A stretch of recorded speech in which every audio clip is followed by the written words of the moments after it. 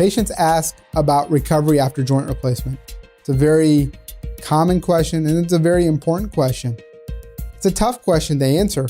Everyone comes in with a different functional level before surgery, and therefore their recovery is personal to them. Patients that are extremely functional before surgery typically have a more rapid recovery after surgery. Important factors that determine how fast or slow your recovery will be how strong your muscles are beforehand, what kind of range of motion you have in your joint, what we do for your joint, whether it be an anterior hip versus a posterior hip, a partial knee versus a total knee replacement. These different options lead to different outcomes and recovery after surgery. What we do, all patients, to help them with their recovery is we have a robust pain management protocol.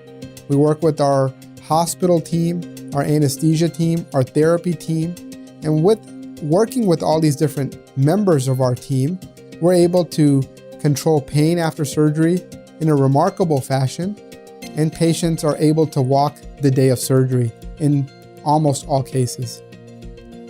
Many patients that are on the stronger side, the healthier side, will have surgery early in the morning. They'll go up to the recovery room, and then they'll go to the therapy gym, do their therapy, and then go home that day.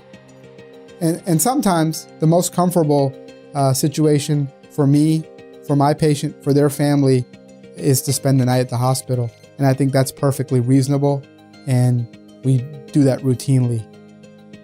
Another aspect of recovery is, when can you drive? Did we do the right leg or the left leg? What kind of job do you have?